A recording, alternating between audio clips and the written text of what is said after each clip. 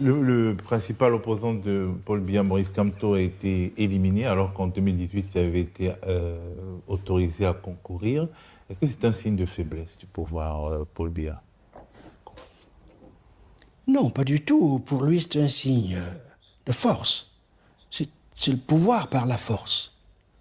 C'est pas le pouvoir par la parole, par la persuasion, par la délibération raisonnée. Rien de raisonnable n'explique l'expulsion du professeur Kamto du champ de la compétition électorale dans un pays normal. Nous ne sommes pas dans un pays normal dans ce cas-ci. Nous sommes dans un pays où la force tient lieu de parole. Et donc, Kamto dehors, des dissidents internes au parti au pouvoir en prison, je ne parle même pas de tous les autres prisonniers politiques. Et donc, le jour de la libération du pays, il faudra procéder à la libération des prisonniers politiques. Et ils sont nombreux. Et donc, cette ère de captivité qu'auront représenté, à mon avis, les 43 années au pouvoir de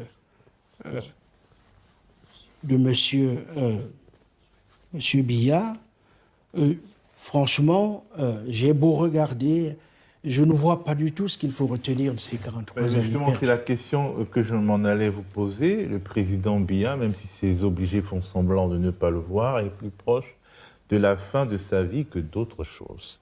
Quel bilan feriez-vous de cette vie et de cette vie politique, de ce qu'il laissera comme trace dans l'histoire? On peut déjà le faire parce qu'il est à la fin, même si c'est une fin qui se cache à elle-même.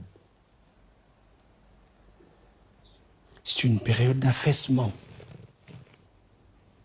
et d'évidement, destruction du peu que Ahidjo avait essayé de mettre en place, aplatissement généralisé. Il suffit d'aller à Yaoundé, qui n'est pas une ville en fait. Il faudra changer de capitale, construire une ville nouvelle, une vraie ville.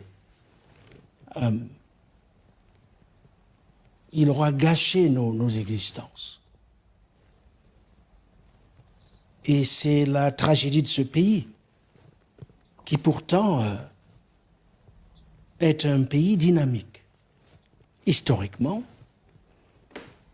où on aura écrasé la mémoire des luttes nationalistes en particulier, c'est-à-dire toutes les tentatives de construction d'un sujet historique en tant que tel, le sort réservé à pleine figure de notre intelligence, Mongo Betty, Jean-Marc Ella, Angèle Berenweng, la liste elle est longue.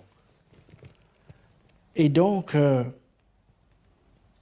faut, à mon avis, aller au-delà des péripéties actuelles, qui sont, je dirais au fond, perte de temps. Il faut aller à l'essentiel. Comment le nommer, cet essentiel?